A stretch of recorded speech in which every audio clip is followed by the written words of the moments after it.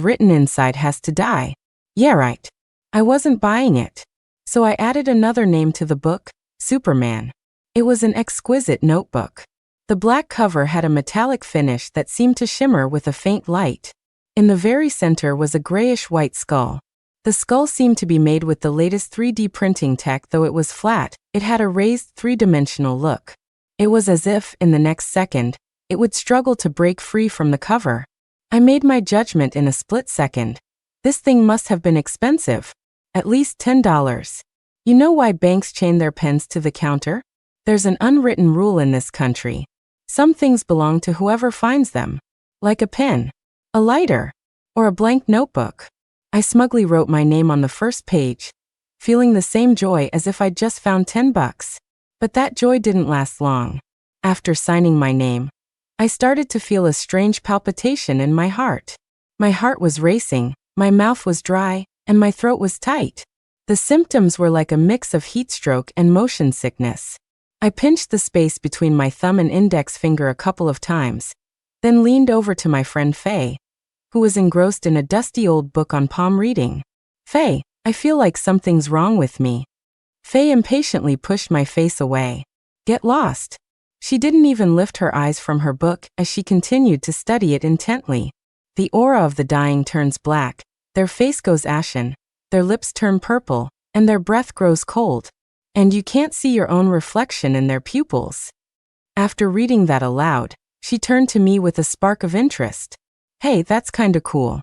Where do you think I could find someone who's about to die to practice on? Then Faye fell silent.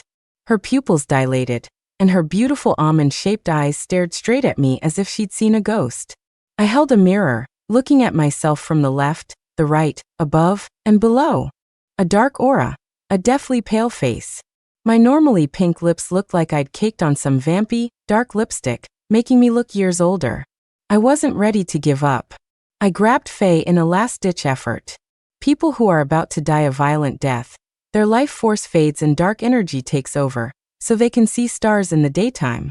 But I can't see any, so I tilted my head back, my lips pressed tight, and felt like the world had gone insane. Up in the sky, the Big Dipper was emitting a faint but unignorable light. I was going to die. I wouldn't last 24 hours. But how was this possible? Just as I was trying to wrap my head around it, my phone rang. On the other end was the cold, deep voice of that vampire, Orion. Liz, did you get the notebook? For the whole sordid story with Orion, see chapters 4, 5, 19, and 40. To make a long story short, that damn vampire Orion had kidnapped Faye's cousin. He was using his life as leverage to force us to join the Lunar Covenant. The Lunar Covenant was a cult, and its members were all rich and powerful. I heard the annual membership fee alone was in the millions. Their members were also divided into several ranks, from commoners to nobles, and the nobles were further divided into dukes, marquises, viscounts, and so on. By completing missions and earning points, you could upgrade your membership level. Different levels had different missions to complete each year. Failing a mission meant a fine. Succeeding meant a promotion and rewards. These rewards were things money couldn't buy. Youth, longevity, luck, health. Whatever you wanted, the Lunar Covenant could give it to you. You know how the entertainment industry likes to manufacture stars? The Lunar Covenant wants to create one of its own. This Death Notebook is one of the most powerful artifacts in the entire organization. You already have a bit of a following, so you can just live stream online, declare yourself a representative of death. Then predict the deaths of a few public figures. That's all. How about that? I had to fight the president for a long time to get you this mission. Orion chuckled softly, pleased with himself for assigning me such a cool and easy task. When he heard I had written my own name in it, the laughter on the other end of the line stopped abruptly. It was like a duck suddenly being choked. Why would you write your name in the notebook? Orion couldn't understand it at all. I held the phone and rolled my eyes. You foreign ghouls would never get it. Orion's voice became unusually serious. Liz, don't underestimate this notebook.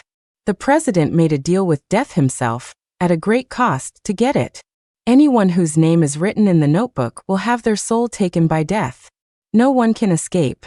Orion also said that anyone whose name was written down was doomed. There was only one way to save me. I had to give in and become a vampire myself. Vampires are kind of like zombies. They exist outside the cycle of reincarnation, rejected by all three realms, so naturally, they don't fear death. Because from a certain perspective, vampires aren't really alive to begin with. After hanging up, I was so angry I almost ground my teeth to dust. If Orion hadn't thrown the notebook on my doorstep, would I be in this mess? Faye sat beside me, studying my face while diligently taking notes in her occult book. Liz, are we really going to join this lunar covenant?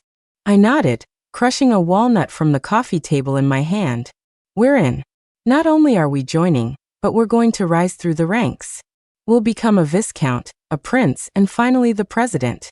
And when I'm president, I'll lead the entire cult to join our order, and all their assets will be ours. Faye clapped in admiration. After clapping, she asked with a worried expression, "So what do we do about death?" Two pairs of wide eyes stared intently at the black notebook on the table. A long time passed, until Faye couldn't take it anymore and let out a yawn. A flash of inspiration hit me. I flipped open the notebook to the second page and, with great solemnity, wrote down 2 words: Clark Kent. A measly Grim Reaper is nothing compared to Superman. The moment I finished the last stroke, green flames shot up from the paper. A moment later, the fire vanished, taking the 2 words with it. The second page was once again pristine. Holy crap! Seriously? Is death this petty? I wouldn't give up. I picked up the pen and wrote down more names. Thor, Zeus, the Archangel Michael, the Ghost Eater. Without exception, none of them left a mark on the notebook. Faye grimaced. What's with this guy? Does he only pick on the weak? We were out of options. Helpless, I had no choice but to call Jade. She came from a long line of geomancers and was an expert in the mystic arts of feng shui. Maybe she could come up with a good idea. After hearing my story, Jade clutched her stomach, almost crying with laughter. Serves you right for being so greedy. I was furious. Stop laughing, you jerk, and help me. Jade decided to take advantage of the situation. How much do you think your life is worth? I didn't say a word. I just hung up and switched to a video call. On the screen, a pale, slender hand opened the black notebook and solemnly wrote a single letter. J. A moment later, a stream of friendly greetings came from the other end of the video call. Holy crap, Liz. I'll kill you, you son of ALF. 3 pairs of wide eyes stared intently at the black notebook on the table. Suddenly, Jade slapped Faye's thigh and stood up. I've got it. 3 heads are better than 1, I guess. After a person dies, their soul is escorted away by a reaper. Jade said we should find someone on the brink of death and wait for the reaper to show up. Since this death was a foreign entity, a local reaper definitely wouldn't tolerate him collecting souls on his turf. We wouldn't even have to do anything, just sit back and watch the show. Reaper versus death. The thought alone was kind of exciting. The only problem now was finding someone who was about to die. Suddenly, my head stopped aching, my heart calmed down, and I even had more energy in my step. I'm hungry. Let's go get a breakfast burrito. Jade followed behind me, counting on her fingers. I want extra sausage, extra bacon, extra chicken, and 4 eggs. There was a burrito cart on the street corner. The owner was a really genuine guy, about 20 years old. Dark skin, a square face with thick eyebrows and big eyes. He was thrilled to get our large order, grinning to reveal a set of perfectly white teeth. As he was making the burritos, his phone kept buzzing. The young man gave us an apologetic smile, answered his phone, and accidentally put it on speaker. Son, you have to come back. Sob sob, your grandma's not going to make it. The young man was frantic. He threw off his apron and started to close up his cart, not even finishing our burritos. I'm so sorry, I have an emergency. I have to go back to my hometown. Faye immediately pulled out her car keys. This is a matter of life and death. We'll give you a ride. The burrito guy's name was Zach, and he was only. His hometown was in a rural village in the next state over, not too close but not too far. Zach was silent for the whole ride, occasionally wiping away tears. I watched his face carefully in the rearview mirror. The spots on his forehead that represented his parents were dark and covered in crisscrossing lines. One side for the father, one for the mother. Strange. The kid said his grandma was dying. But from what I was seeing, his father was long dead, and his mom was on her way out too. What a tragedy. Jade and Faye had also noticed something was off. Faye, who came from a wealthy family, couldn't stand seeing people suffer. She slammed on the gas, making the car fly.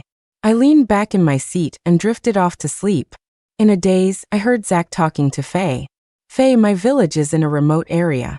The roads are bad, and even the GPS doesn't show them. At the next intersection, you need to get off the highway.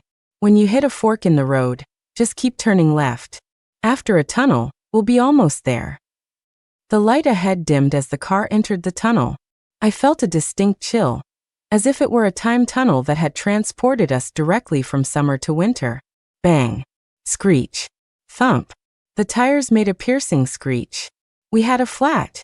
Faye yanked the steering wheel, and the car slammed into the mountain wall. The airbag deployed, hitting me so hard my head spun. Dazed, the car door was pulled open, and Jade, wincing in pain, helped me out. You okay? Is everyone all right?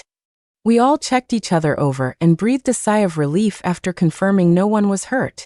Faye squatted down, her face grim, and picked up a caltrop. Damn it. What kind of idiot throws these things here? The tunnel was very long, and we were deep in the middle of it, surrounded by darkness on both ends. The car's headlights were now the only source of light.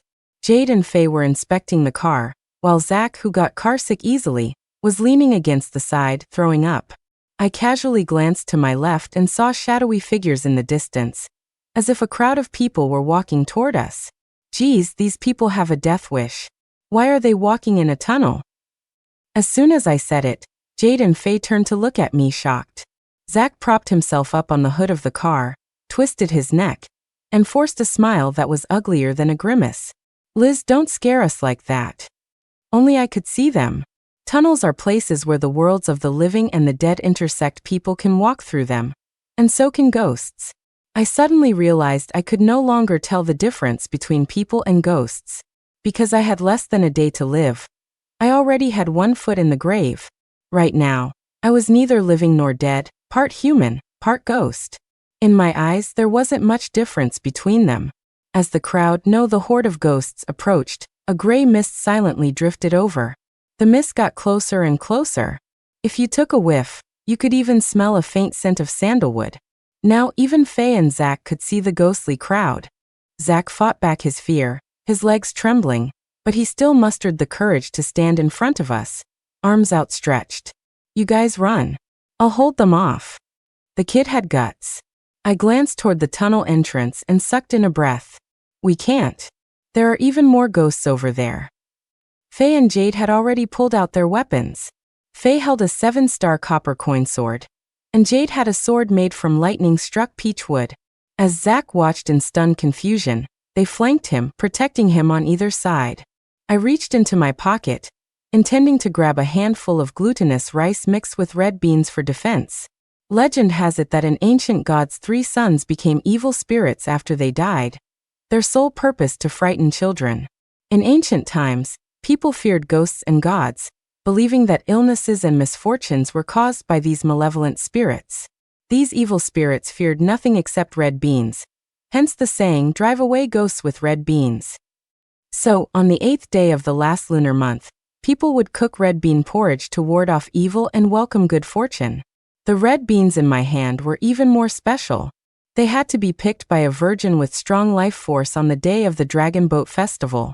Then they were sun-dried from that day until the summer solstice. These beans absorbed the essence of the sun. Occultists called them ember beans. Ember beans were incredibly difficult to obtain. The period between the festival and the solstice is usually only 10 to 20 days. During this time, the beans had to be exposed to sunlight for more than 3 hours every day. If it rained even once, the entire batch was ruined. God knows, before we met Faye, the 4 of us in our order sometimes couldn't even collect a single jar of ember beans in a year. After Faye joined, she just waved her hand and started a company specifically for growing them. The company's mission was to plant red beans all over the country. Arizona, the deserts out west, their footprint was everywhere.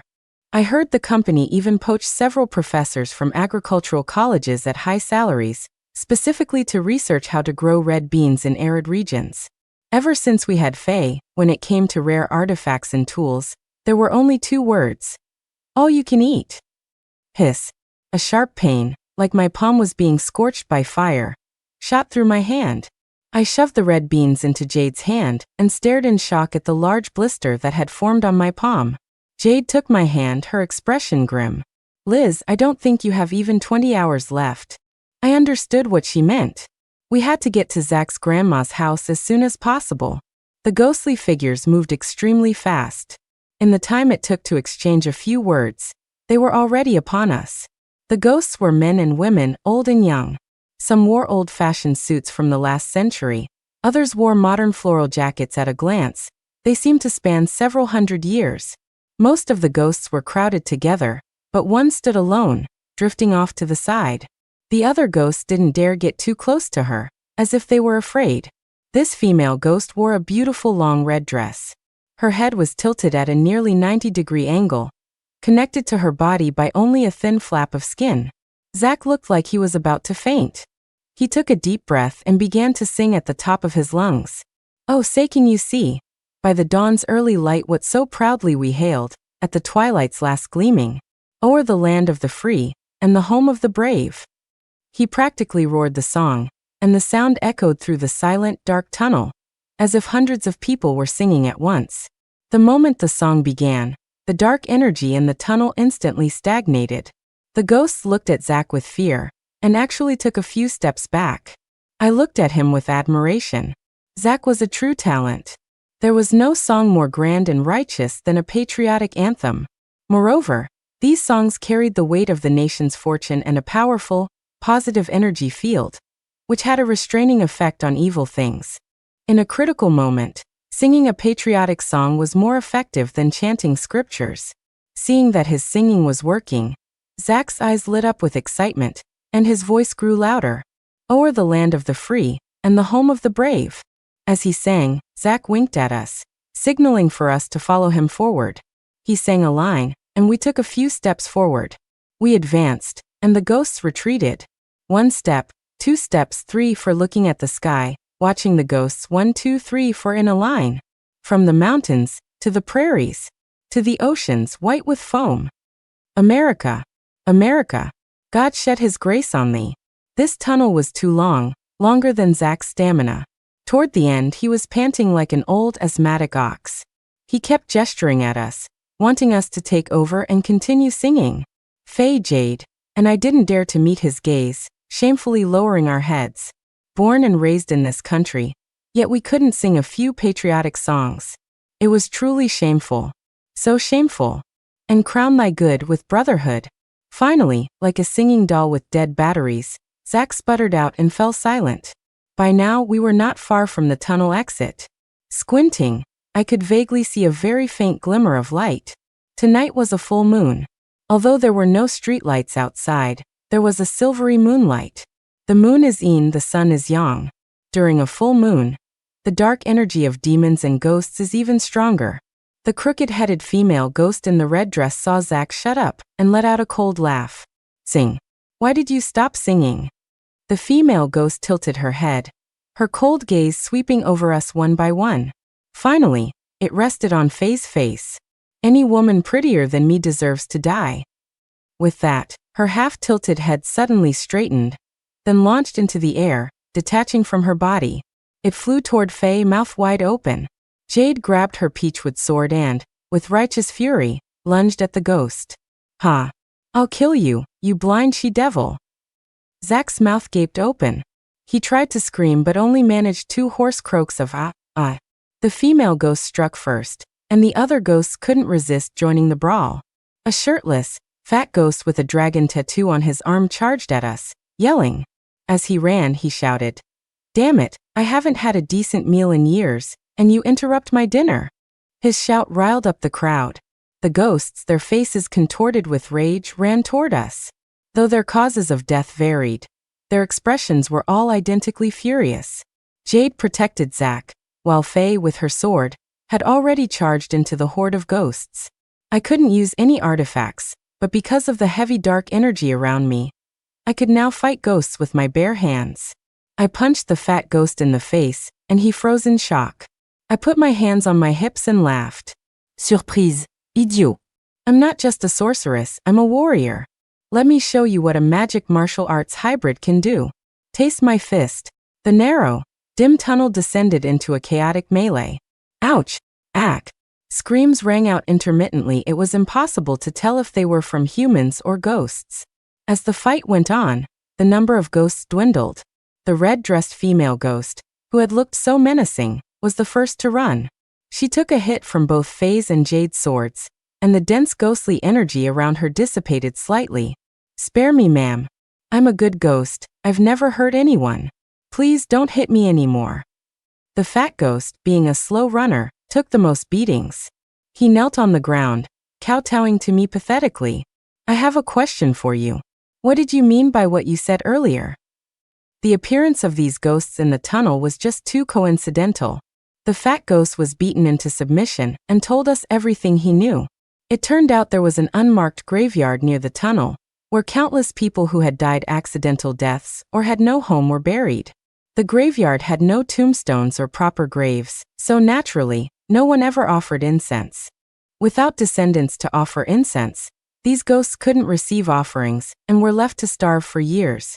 But tonight, someone had set up a roadside offering in the tunnel to feed the hungry wild ghosts. As if afraid we wouldn't believe him, the fat ghost explained in great detail. Your car's chassis is too high, that's why you didn't see it. In the middle of the road, there were 8 plates of snacks, 8 plates of meat dishes, 8 stacks of fruit, and a full censer of high-quality incense. When your car's tire blew, it crushed all the offerings underneath. After saying this, the fat ghost smacked his lips, looking a bit aggrieved. We had just started eating when you smashed our dinner. You think we wouldn't be angry? The mysterious caltrops and these offerings.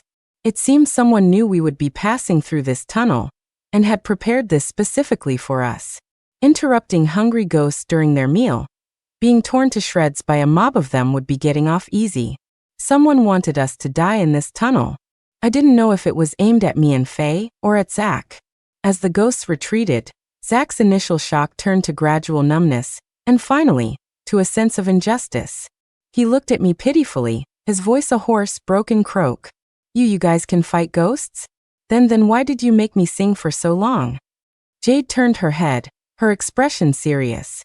I just wanted to see how many songs you could sing. Outside the tunnel, 2 rows of willow trees were planted. Because they hadn't been tended to in years, their branches drooped to the ground. I found this quite strange. Willows are usually planted near water. Why were these trees planted by the side of a highway? Willows have a very heavy energy and, along with acacia trees, are known as ghost trees, capable of sheltering ghosts and demons. These willows were likely planted here intentionally by someone. No wonder the roadside offering earlier could attract a horde of ghosts to fight over it. With the car broken down, we had to walk to Zach's grandmother's village. The village was very dilapidated. The buildings weren't tall, the highest being only 2.5 stories. The 2-story houses were made of red brick, unplastered, with the bare bricks exposed. These were the better ones. Many houses were old-fashioned adobe structures, with faded red slogans still painted on the walls. It's all the same whether you have a boy or a girl. The village was like a senile old man, stubbornly stuck in the 1980s. My uncle's house is just ahead. My grandma had 3 children. My mom is the youngest, with 2 older brothers. Grandma lives in her own old house, and my 2 uncles take turns bringing her meals, 1 week each. As he spoke about his family, Zach clenched his fists, his eyes red. Zach's grandmother had lived a hard life. Widowed early, she single-handedly raised 3 children. She built houses for her 2 sons and helped them get married. When her grandchildren were born, she worked like an old ox, taking care of them. She woke up earlier than the chickens and went to bed later than the dogs. She ate little and worked much. Over time, her body gave out. After she fell ill, Zach's 2 uncles were unwilling to spend money on her treatment. It was Zach's mother who, alone, paid for everything and took her to the big city for treatment, then brought her home to care for her meticulously. Once his grandmother's health improved, the two uncles came storming over. They claimed she was faking her illness to get out of work, causing them to be criticized by the villagers. They even said that every old person went through the same thing. Where did she get off being so delicate? A little backache, and she runs to a big hospital. She must have had too much money to burn. Zach's mother was cornered at her door and berated by her two brothers and their wives. Helpless, she could only watch as they took her mother away. But just half a month after they took her, she suddenly received a call from her grandmother. She said she was dying and wanted to see her daughter one last time. Zach's father was a truck driver who died in a car accident a couple of years ago, leaving her and Zach to fend for themselves. She was a devoted daughter, and upon receiving the call, she became frantic and immediately called Zach. "This is it. This is my older uncle's house." Zach led us to a red brick house and pounded on the courtyard gate. "Uncle, open up. It's Zach. Is my mom here?" The old wooden gate banged loudly, its sound particularly jarring in the quiet village. Coming, stop knocking." A short, stout middle-aged woman opened the door, her hands on her hips. She was startled to see Zach, her expression momentarily flustered before she quickly regained her composure. But her shifty, triangular eyes darted around, betraying a sense of guilt. "Oh, it's you, Zach. What brings you here?" As she spoke, she blocked the gateway, clearly not wanting us to enter. Zach, worried about his grandmother, didn't pay attention to his aunt's attitude and instead asked repeatedly, "Auntie, is Grandma okay? And my mom, is she here?" His aunt feigned surprise. "Your grandma wasn't feeling well, so your mom took her to the city to see a doctor." "What? She didn't tell you?" "Ha, your mom must have been in such a rush she forgot. Made you come all this way for nothing." With that, she stepped back and started to close the gate. "Zach, your auntie is tired from working all day, so I won't keep you. You should hurry and find your mom." She then hastily shut the gate and scurried back into the house, her plump figure waddling away. Seeing her go back inside, Zach turned to leave the village, his expression anxious. "We just came from the city. Why didn't my mom call me? Grandma's condition must be really bad. She must be terrified. No, I have to go find her." He moved with surprising speed, his strides long and fast. Before we could react, he had left us far behind. That blockhead. Didn't he realize his aunt was lying? "Zach. Get back here. Zach." I had to shout twice to stop him. Seeing the three of us still standing there, he stared with wide, innocent eyes. "Oh, sorry, Liz. I forgot about you guys." I sighed. Faye pointed to his pocket. "Why don't you try calling your mom again?" Zach had a sudden realization and slapped himself hard on the head with a crisp smack. Ugh, what a blockhead. Jade, who hated pain, winced at the sight of his reddening forehead. "Stop hitting yourself. You'll just get dumber." Zach clutched his phone, his eyes glazed over. "Why is my mom's phone off? She never turns it off." The more he spoke, the more agitated he became, and he started to run off again. I grabbed his shirt. "Don't panic. First, let's ask around the village. Maybe someone else saw your mom." Seeing he was still in a daze, Faye sighed. "You can't trust what your aunt said. She's lying to you." Zach finally understood, but he was still in disbelief. Why would she lie to me? At the entrance of the village stood an old-fashioned adobe house, owned by a white-haired old woman. The old woman was hard of hearing and spoke a local dialect, making communication very difficult. She said Zach's mother had come to the village that morning, but she hadn't seen her leave, nor had she heard that Zach's grandmother was sick. The old woman's children all worked in the big cities, so she had nothing to do and would often sit by her door all day long. Since she said she hadn't seen her, Zach's mother was most likely still in the village. "Let's go. Back to your uncle's house." Zach, terrified and without a clue what to do, clenched his fists and silently followed us. The courtyard wall of his uncle's house wasn't very high. I took a running start from a distance, and with a light push, I was on top of the wall. The lights were on inside, but it was dead silent. I tiptoed to the courtyard gate and opened it to let Faye and the others in. The four of us snuck into the house like thieves. The living room was empty. The kitchen was empty. We crept up the stairs to the second floor and heard two people talking. The louder voice belonged to the aunt, and the other was a soft voice that sounded like a young boy. Mom, was that cousin Zach at the door just now? Was he looking for Auntie? Why didn't you let him in? The aunt lightly slapped his shoulder, a hint of anger in her voice. Didn't I tell you? You're not to tell anyone your aunt is here. If you do, I'll have your dad beat you, you hear me? The little boy seemed scared, and the room fell silent again. Hearing this, Zach couldn't hold back any longer and kicked the door in. Where's my mom? Where is she? I face-bombed in exasperation. This guy was so one-track-minded. All brawn, no brains. Seeing Zach suddenly appear, his aunt was momentarily panicked. Then she raised her eyebrows and shouted angrily, Zach, what do you think you're doing, barging into my house with strangers? I see you have no respect for me, your aunt. Zach was panting heavily, looking anxious but at a loss for words.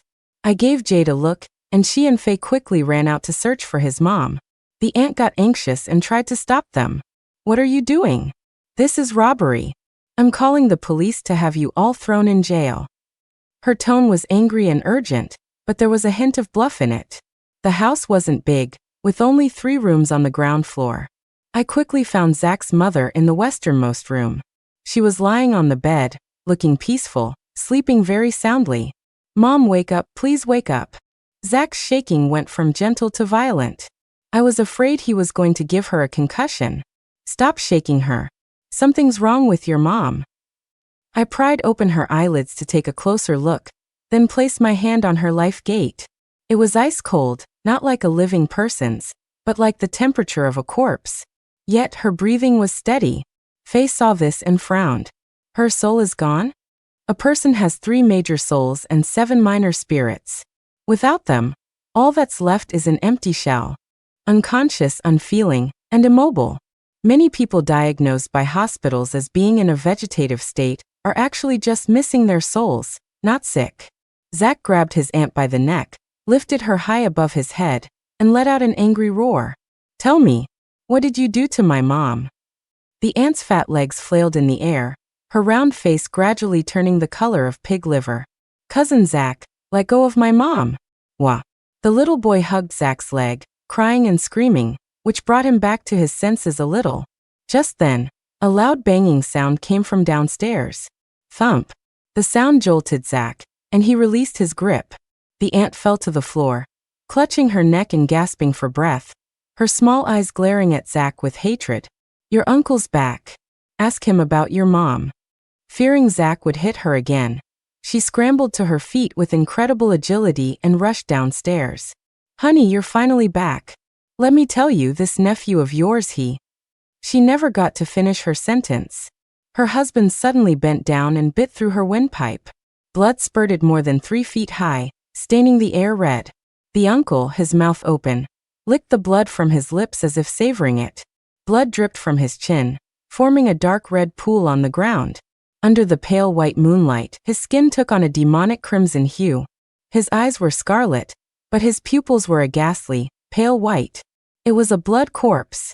Jade and I exchanged a look, both of our eyes filled with shock. The conditions for a blood corpse to form are extremely strict.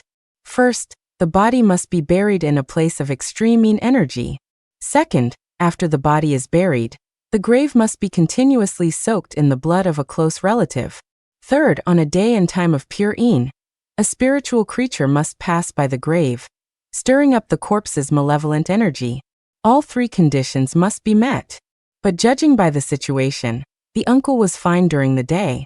How did he turn into a blood corpse in such a short time? Blood corpses are extremely difficult to deal with. They have immense strength, move swiftly, and are incredibly bloodthirsty. The more blood they consume, the stronger their malevolent energy becomes. The little boy had followed them downstairs and, seeing the bloody scene, was scared stiff. He let out a wail, and was about to rush over to his mother. Dad, don't hit Mom. Wah, Mom, what's wrong with you? Don't die.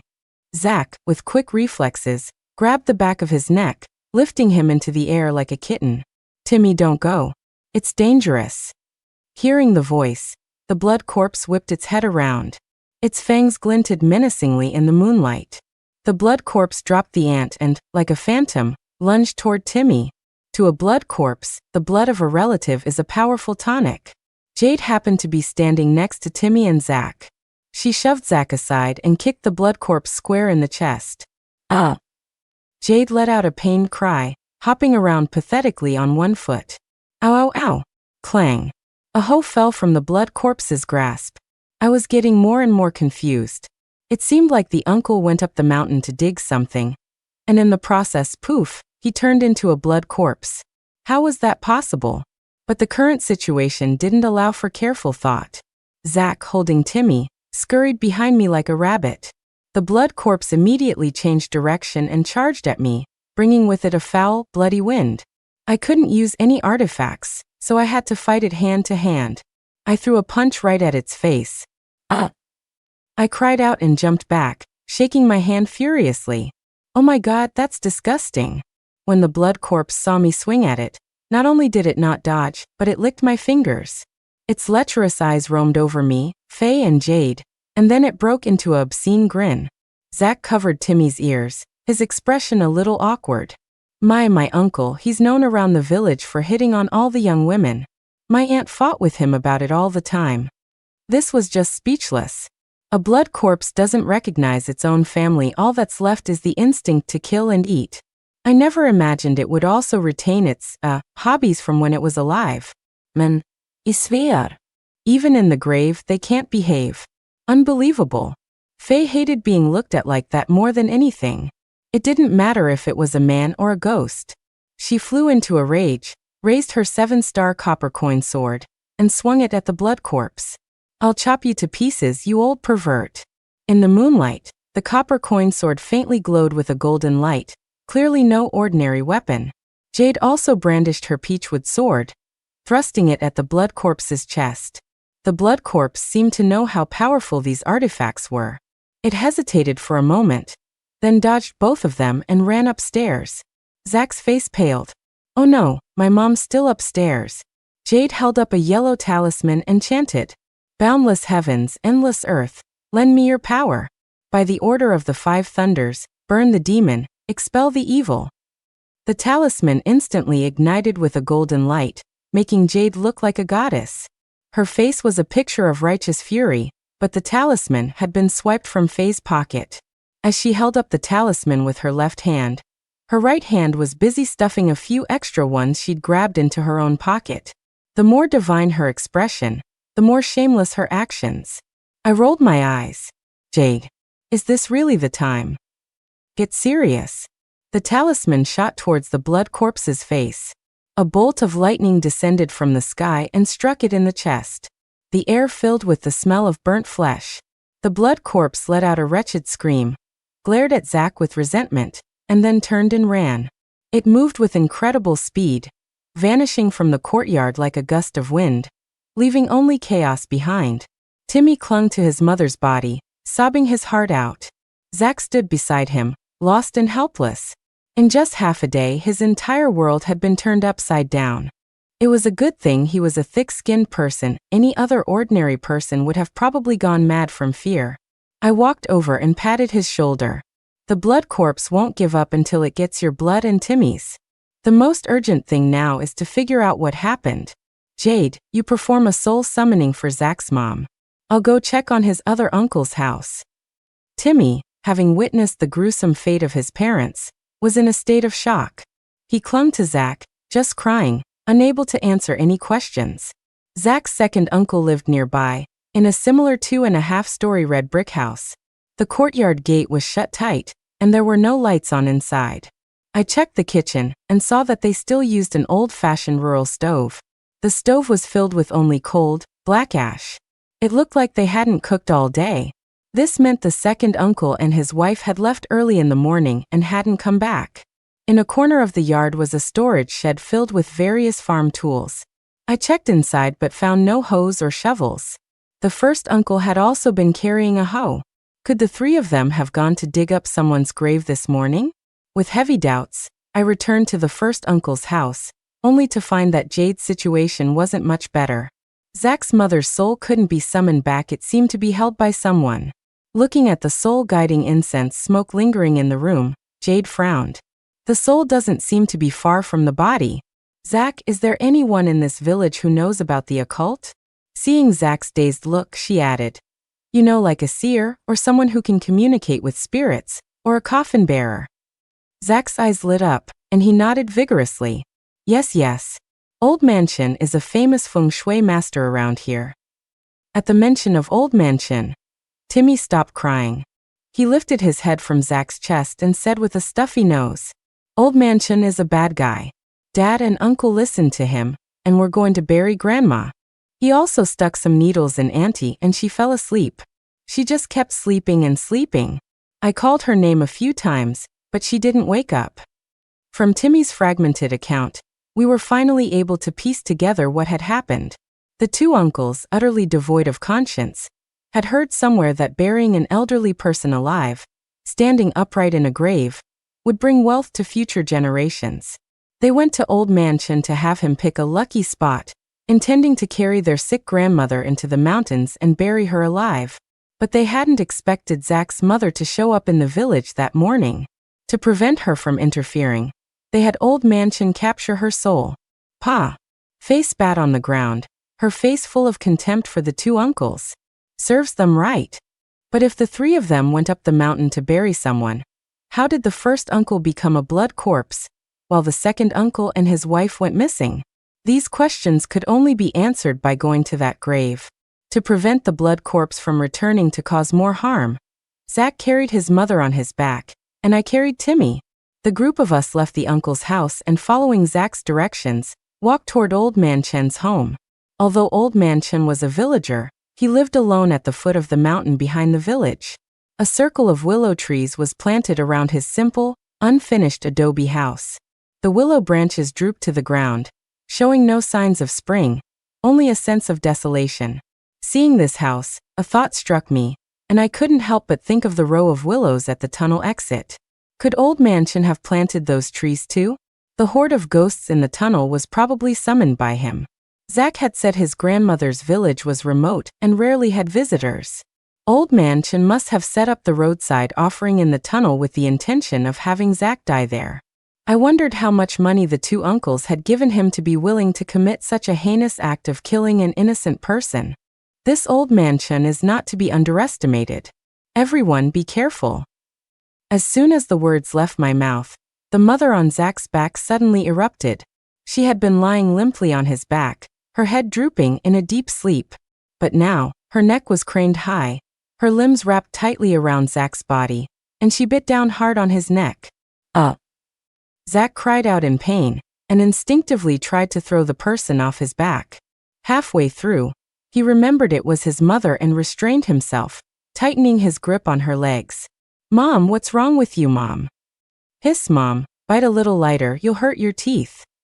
Zach gritted his teeth, carefully carrying his mother, not daring to move.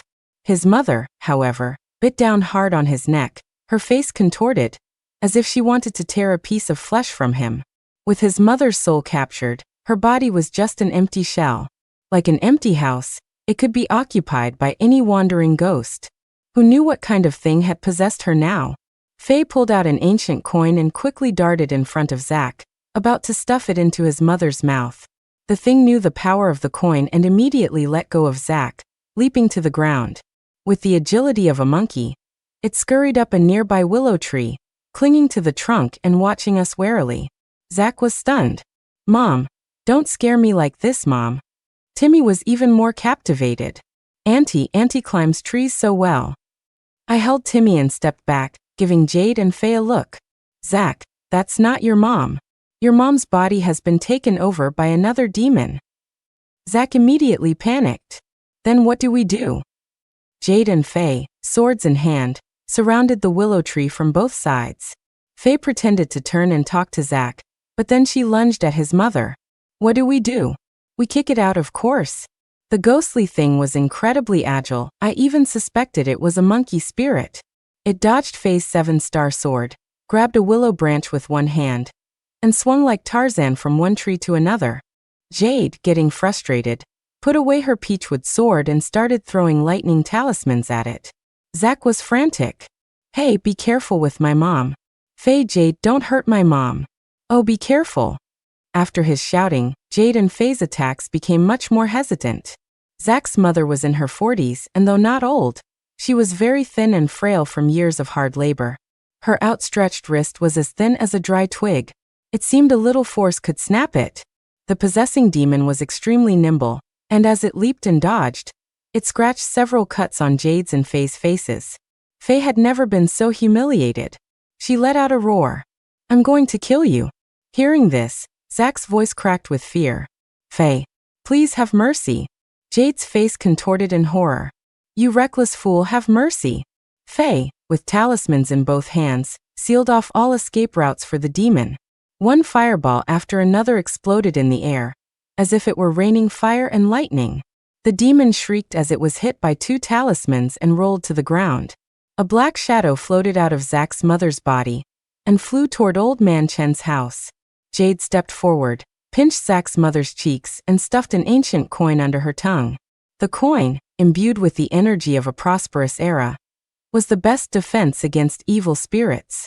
With this coin, his mother wouldn't be possessed again. As soon as Jade finished, Zach rushed over, cradling his mother and wiping away tears. Faye stood awkwardly to the side, trying to comfort him. "The fire looks scary, but it only burns the soul. It won't hurt your mother." Jade and I both lowered our heads guiltily. She kicked at a stone by her feet, while I went to pinch Timmy's cheek. It was our mistake. When we knew Zach's mother's soul had left her body, we should have realized she could be possessed by a demon. By not giving her something to ward off evil earlier, we had caused her to suffer needlessly. Zach, crying his own heart out, still tried to console us. I don't blame you. You've already helped us so much." "It's all my fault, Sob. It was my uncles who did this. Sob, if it weren't for you, my mom and I would both be dead. Thank you. When my mom gets better, I'll work like an ox to repay you." Zach was such an honest person. I felt even more guilty. So did Jade and Faye. The 2 of them said nothing, directing all their anger toward Old Man Chen. Faye kicked open the rickety wooden door. "Old fiend, come out and die."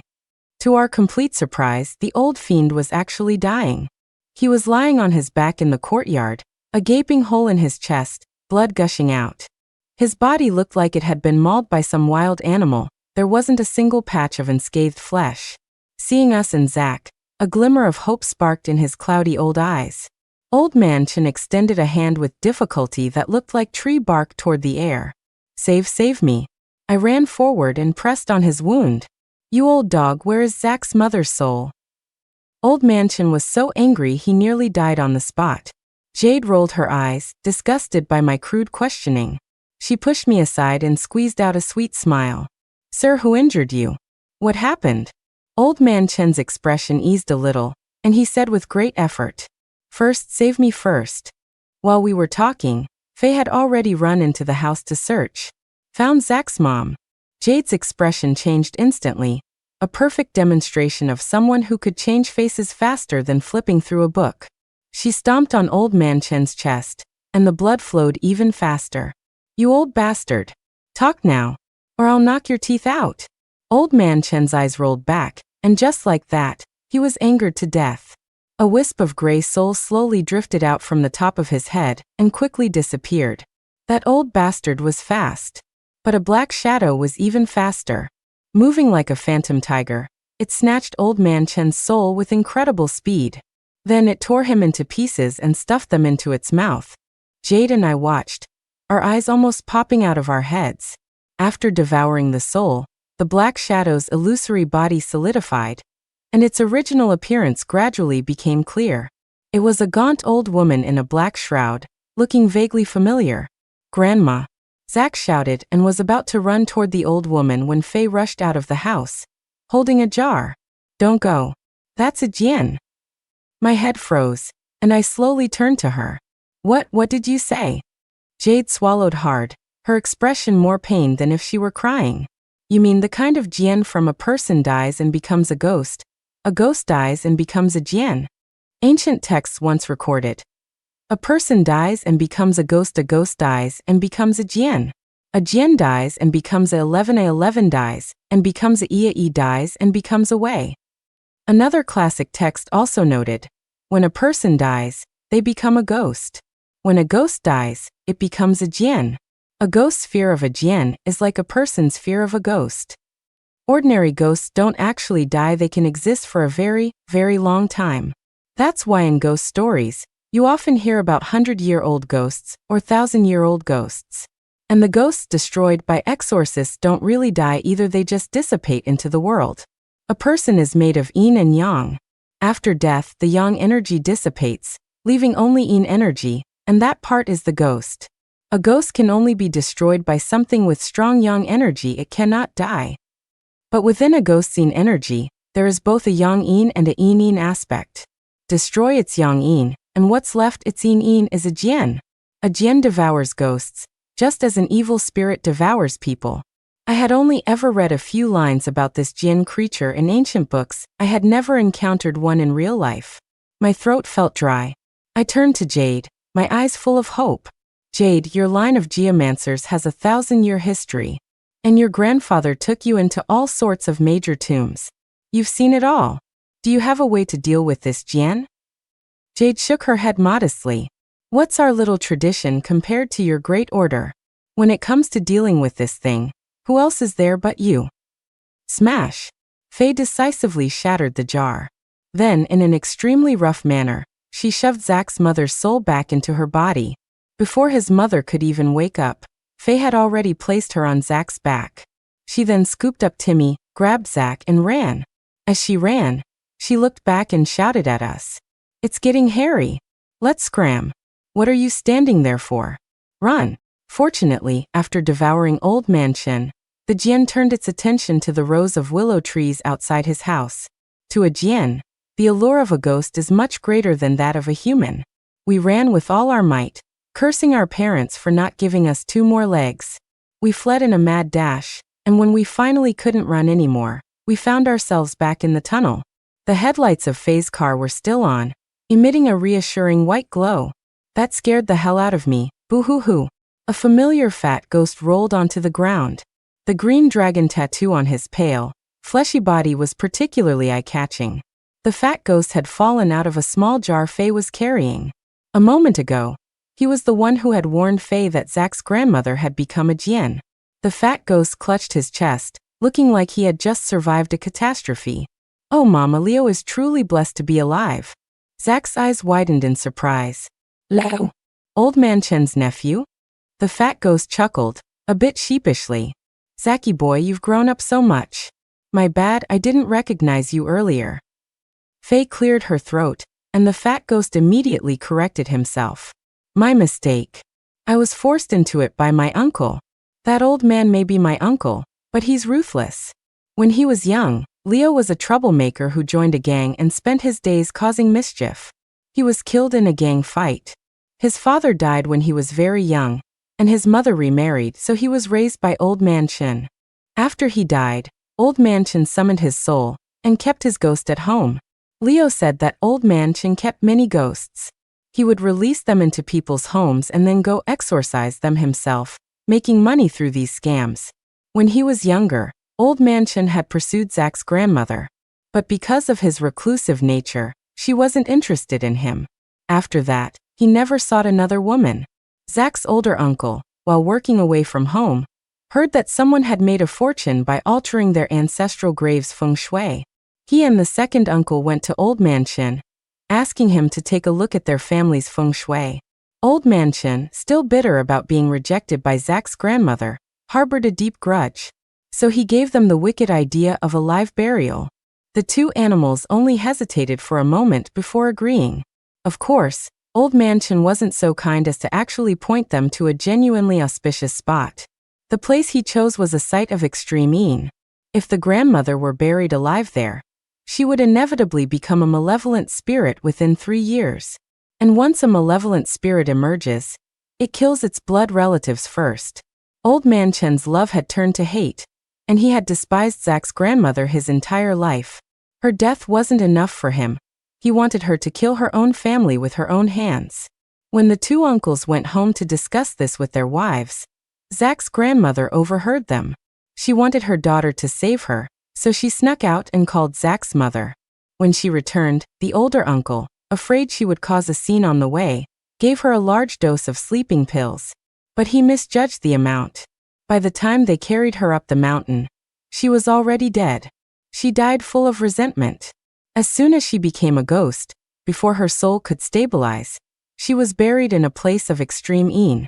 What was buried there was not a living person, but a ghost. A person dies and becomes a ghost dies and becomes a jinn. After becoming a jinn, the grandmother broke out of her grave. She hated her two ungrateful sons with a passion. She first killed the older uncle and, in a cruel twist of irony, buried him in the same grave. The second uncle and his wife tried to run, but she tore out their hearts. The grave, already thick with energy, became even more so after a jinn was buried there.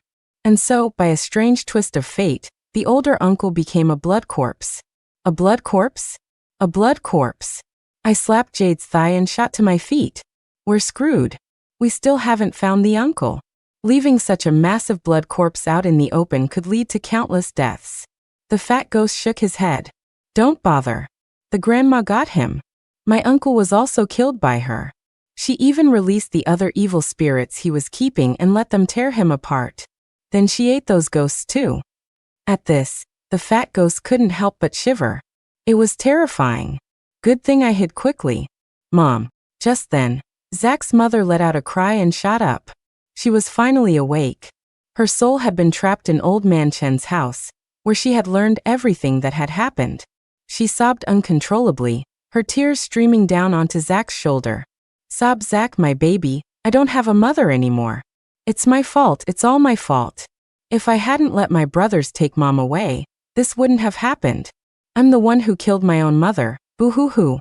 It was a heartbreaking sight, and I wanted to go over and comfort her. Just then, my foot hit a round incense burner, and I stumbled forward. My head slammed hard against the car's hood. I felt myself starting to float. I could see another me, lying on the ground. Her face was ashen, her eyes tightly shut, and she had stopped breathing. Jade was slapping my face, her voice choked with tears. Holy crap. Liz. Get up. Stop messing around. I know you're dumb, but I refuse to believe you're dumb enough to trip and kill yourself. Faye's face was grim as she grabbed Jade's arm. It's the Death Notebook. Death is here. Death had indeed arrived. I looked at the Reaper standing beside me, so angry I almost came back to life. A moment ago, this guy had been standing there, striking my body 3 times with his soul hooking staff. That's why I died. Though I had trained in the occult for years, I was still immortal. One touch from a Reaper's staff was a death sentence. What the hell? You're the death Orion was talking about? Chinese ghosts don't kill Chinese people. Why are you reaping me? Are you nuts? The Reaper roared. Insolence. How dare you insult an officer of the underworld?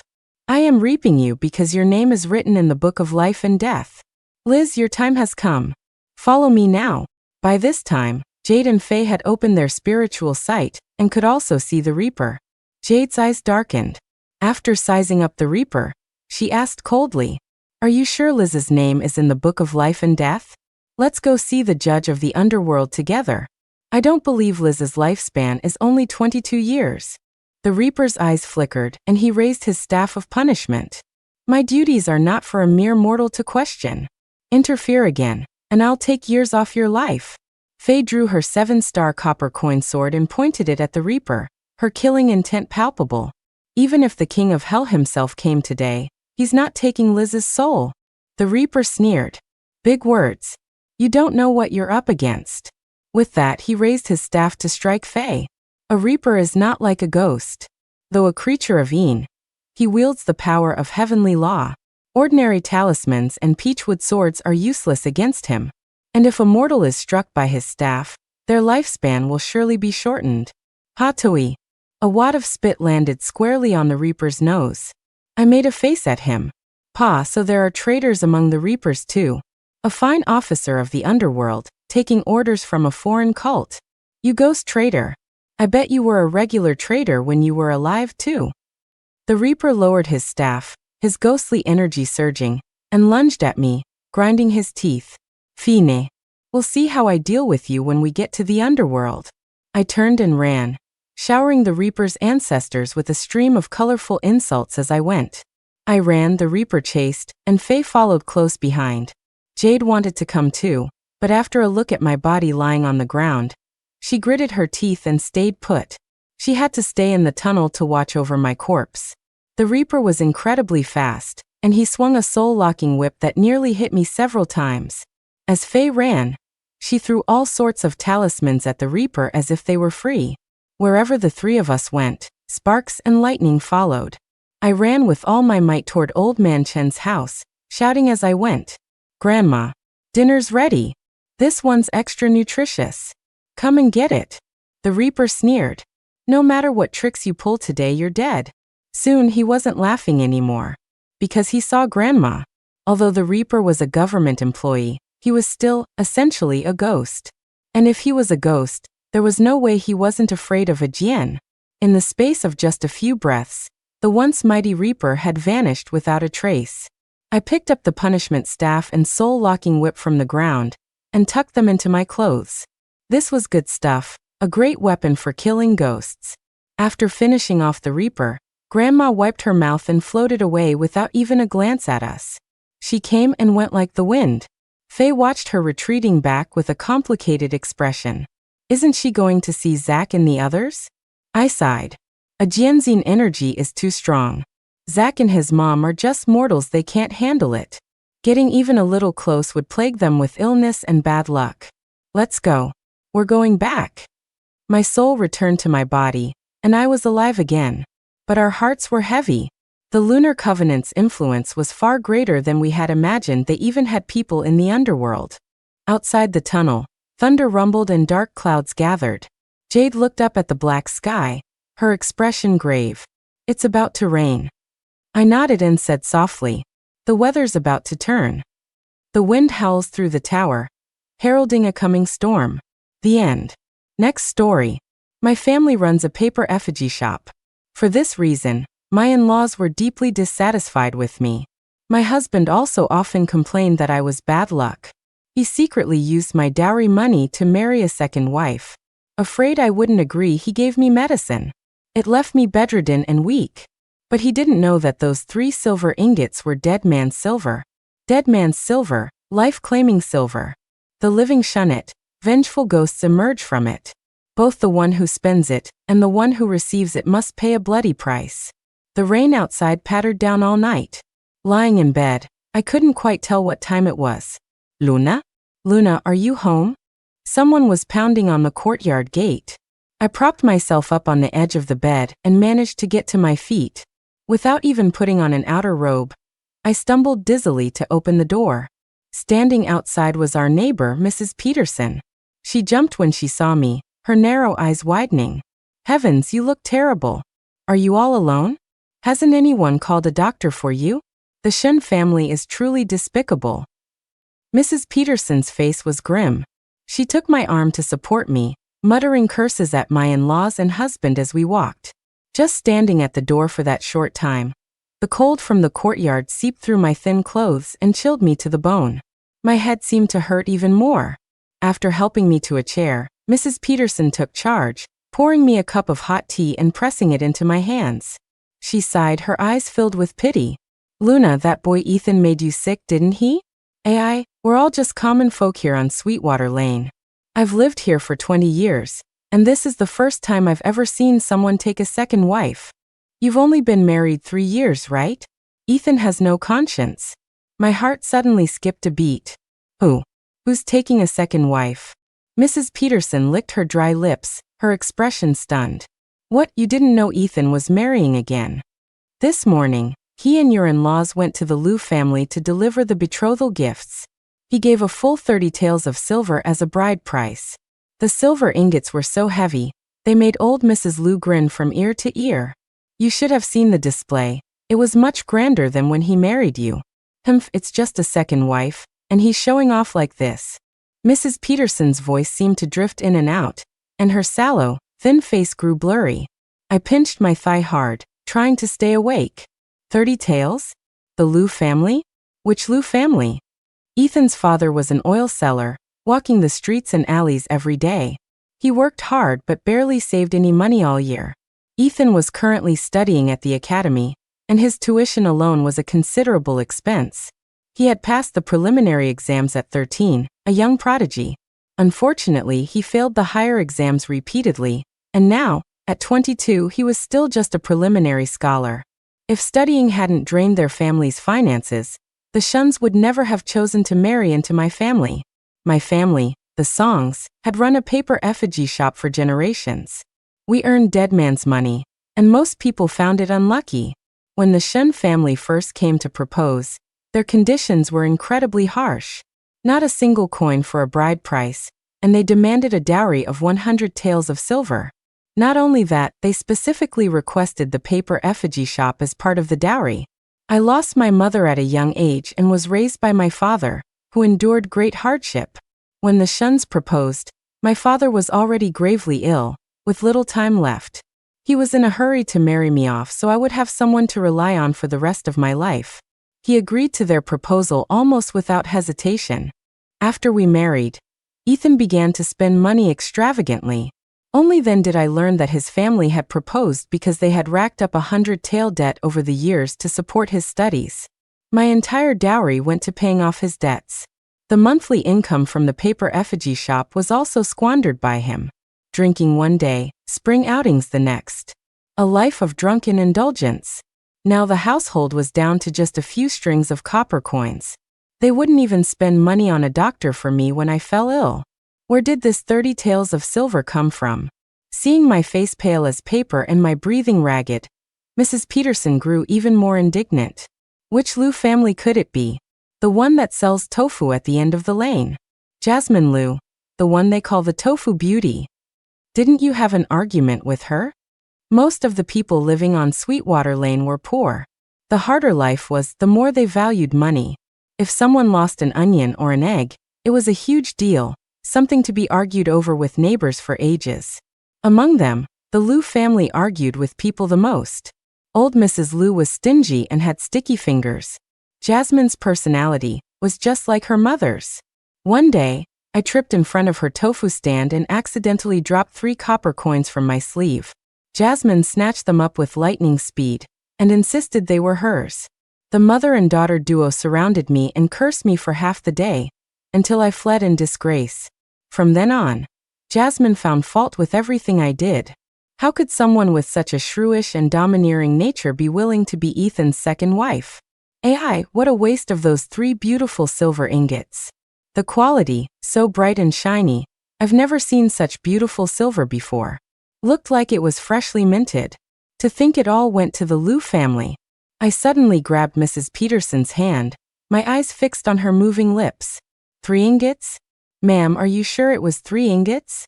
Mrs. Peterson was startled, her eyes filled with confusion. Yes, 10 taels of silver per ingot, and they even had flower patterns on them. What's wrong? I staggered to my feet and stumbled over to the camphor wood chest in the corner of the room. Forgetting Mrs. Peterson was still there, I tossed aside the clothes inside and tried to pry open the false bottom of the chest. Ma'am, help me. The compartment opened, revealing a black wooden box inside. Just those few movements had nearly drained all my strength. I leaned against the chest, my hands trembling as I opened the box. The box was empty. Luna, why do you look so pale? This chest was part of your dowry, right? Don't tell me, those 3 silver ingots were your dowry? That scoundrel Ethan. He actually stole your private dowry money to take a second wife. Mrs. Peterson slapped her thigh and cursed, spittle flying. My heart pounded in my chest, and my vision swam. Ethan had used that silver. Ma'am, help me up. To the Liu family. We have to go now. Mrs. Peterson was my mother's sworn sister, and had been our neighbor for 20 years. She watched me grow up, and after my mother passed away, she took even better care of our family. Half dragging, half carrying me, she walked with surprising speed, seeming even angrier than I was. That's the spirit. If Ethan dares to take a second wife behind your back, we'll go and tear his face off in public. You've always been too soft-hearted. That's why the Shin family walks all over you. If you don't put that Jasmine Liu in her place today, she'll be walking all over you for the rest of your life. Mrs. Peterson's lips moved non-stop, scolding as she walked, attracting the attention of many people along the way. I wasn't listening to a word she was saying. My mind was consumed by those 3 silver ingots. To guard those 3 ingots, the Song family had lost countless lives. Now that the ingots were out in the world, I feared they would unleash a new wave of bloodshed. I had to hurry faster. I had to get them back before the Liu family accepted the silver. The small Liu family courtyard was packed with people. Before we even stepped through the gate, we could hear old Mrs. Liu's high-pitched, sharp voice. "What's this about a second wife? That Luna Song looks like she's at death's door anyway. Ethan already told us, that woman only has a few months to live. Once she's dead, he'll make our Jasmine his proper wife." Mrs. Peterson was furious. She kicked open the courtyard gate, planted her hands on her hips, and assumed a posture that could swallow mountains and rivers. "I spit on you. It's your Shin family that's cursed with a short life, a whole family of heartless, damnable beasts." She shoved me, and I fell against the doorframe, barely managing to stay upright. Amidst the surprised and excited gazes of the crowd, I slowly straightened up. "I do not approve of this marriage. That betrothal money is my dowry. You have to return it to me." Seeing me hold out my hand, old Mrs. Liu instantly flew into a rage. "What kind of nonsense is this? The betrothal gifts have been delivered. If your Shin family dares to break the engagement, I'll hang myself at your doorstep." Ethan grabbed my wrist, pulling me off balance. "Luna Song, don't make a scene." My mother-in-law, her face dark, reached out to push Mrs. Peterson. "Old woman Peterson, what business is it of yours who the Shin family takes as a wife? Luna Song has been married into my family for 3 years and hasn't even laid an egg. Do you expect my family line to die out? Look at her, looking like a consumptive ghost, can't even get out of bed. How is she supposed to have children? Since she can't have children, she shouldn't be stopping my family from taking a second wife." Mrs. Peterson, not to be outdone, rolled up her sleeves and argued back. "I spit on you. You have the nerve to bring up Luna's illness? Your Shin family eats her food and lives in her house, yet when she's sick, you won't even call a doctor. I've lived a long time, and I've never heard of someone stealing their wife's dowry to take a second wife. A house full of black-hearted bastards." My mother-in-law sneered, hands on her hips. "You say the silver is hers. Is her name carved on it? This silver was clearly earned by my son through his hard work copying books." The 2 of them went back and forth, arguing relentlessly. The people in the courtyard looked from them to me and Ethan, so busy they probably wished they had 3 pairs of eyes and 6 ears. I ignored the noise in the courtyard and just stared at Ethan. His green robe made his handsome features stand out, making him look as tall and straight as a bamboo. When I first met him, my heart had fluttered. Ethan always spoke softly.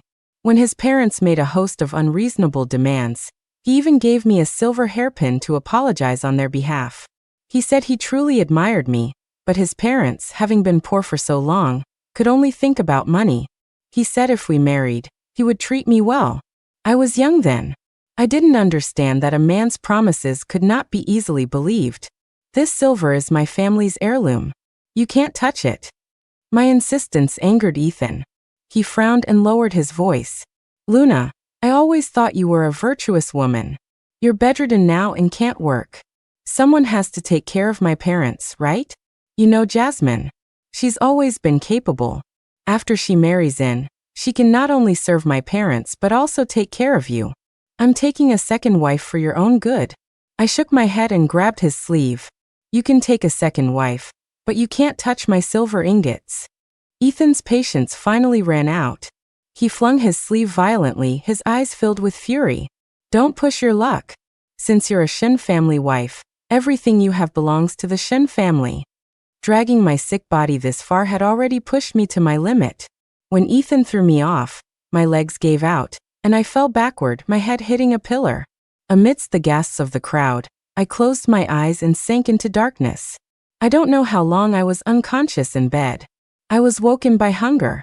My stomach churned, and a sour taste filled my mouth. "Oh, sister, you're awake?" A pair of slender hands roughly pulled me up from the bed. "If you're awake, don't just lie there. There's a whole room of chores waiting for you." The woman had delicate features and fair skin, but her cheekbones were a bit high, making her look hard to deal with. Jasmine Liu. Why was she in my house? It turned out that fall had left me unconscious for 3 days. To avoid any further complications, Ethan had rushed through the wedding and brought her into the house. Now, Jasmine was living comfortably in the main room. I grabbed her wrist, my eyes fixed on her. The silver hasn't been spent, has it? Jasmine shook off my hand and, pretending to be casual, touched the butterfly and flower silver hairpin in her hair, her face full of pride. You're a strange one. What does my family's silver have to do with you? But I'm not afraid to tell you. My mother kept 2 of the ingots from my brother's wedding. The other one is now my dowry. I threw myself at her, desperately pulling at her sleeve. Quick, give me that silver. Quick. Are you crazy? Jasmine pushed me away and sashayed to the door. Luna Song, you think everyone is as useless as you? Can't even protect your own dowry. Pathetic. As the wooden door opened, a black mist billowed in from the ground. I staggered back and fell into a chair, only one thought in my mind. They're here. Jasmine stepped over the threshold, and soon the sound of her and Ethan's laughter filled the courtyard. I sat frozen in the chair, my heart pounding with fear and dread, completely forgetting the cold medicine on the table. Ever since I fell mysteriously ill, Ethan had not entered my room. But every morning when I woke up, there would be a bowl of warm medicinal soup by my bed. He wasn't completely without feelings for me. For the sake of that soup, I couldn't just watch the Shun family die. At this thought, a strange strength returned to my body. I changed my clothes and hurried to the paper effigy shop as the sun was setting. The shop was on West 6th Street in the west of the city. At the end of the street was the executioner's block.